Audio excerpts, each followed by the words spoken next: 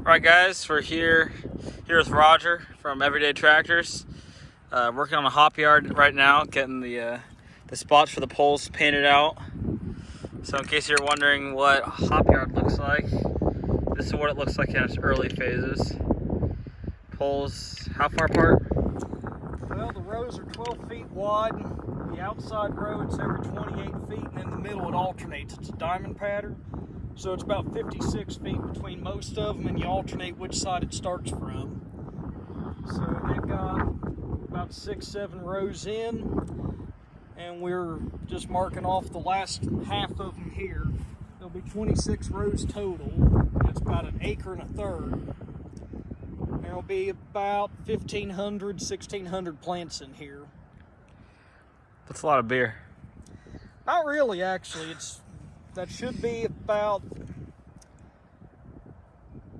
somewhere right around 650 pounds of hops, I would hope.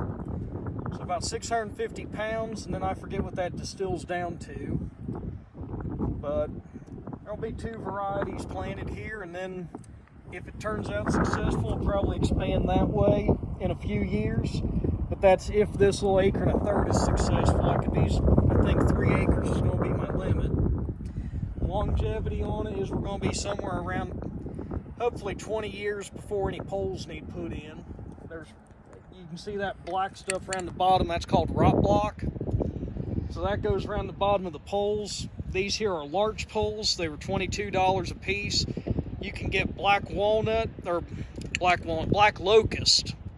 for about $55, which are supposed to be good for 20 to 30. And then there are some guys making steel ones that are an actual T-post like you'd have for a laundry pole. They're starting to make those so that way you just string your cables right to it, everything's spaced out, and it's a steel pole, it's not going to rot. But again, I just kind of went the cheaper route until I make sure this is going to be successful. Going to be a lot of spraying involved, there's going to be a lot of fungicide, and I don't know about insecticide. The plan is in between the rows we'll till it up, and any grubs that are living in there, or before they become bugs, we'll till it up, and then to let the birds pick them out. Guy down the road, that's what he does with his 1.5 acres. So that way you don't have to spray as much insecticide, you let the birds take care of it for you. So once the hops are done, we'll spread a cover crop back in here for the winter, and then in the summer, we'll probably spray some Roundup, Valor on it, and there's a technical trade name for what's approved for hops, but it's basically the same as Valor. So we will spray with that in the spring, till it up. Probably hope to get about half the yield the first year, and then about your second or third year, it's up to full production. So for what it costs to put out, I figure we're roughly going to need about 7 years to break even. It'll be about 3 years then, profit. And then there at the end, we'll have, there at the end, 10 years, we have to put new plants in. But as long as you keep the disease out, that's why the fungicide is so important. If you can keep the disease out of it, then you're good to go for a while. If they get, I think it's powdery mildew or downy mildew, it's one of them in them, then you gotta dig all the plants up and get new ones. That'd be a disaster. That'd be a disaster.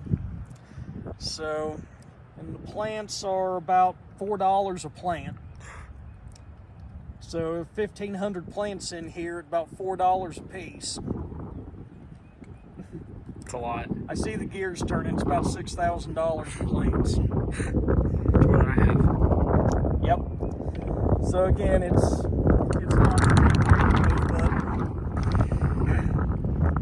so Drew's gonna go along with working these poles out.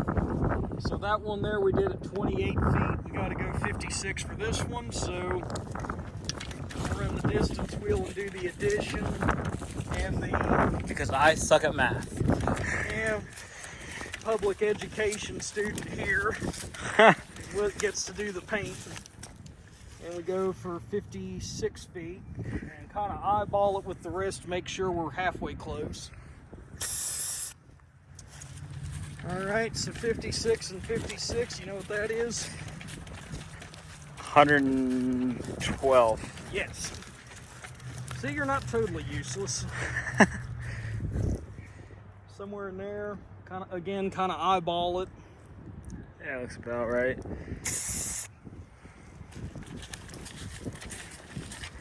Now I do have access to one of these with a 5-foot wheel, but I didn't figure it was worth getting. We'll be planting the plants about every 3.5 feet. And I do think we got a little bit off on our line here at this end. We're not quite square, but I'm more worried about being square where the people are going to see it. The people aren't going to see it back here. All right, go ahead and get started. Go ahead and do something right about here. That's a scientific method of paint removal. Well, that's the best we got.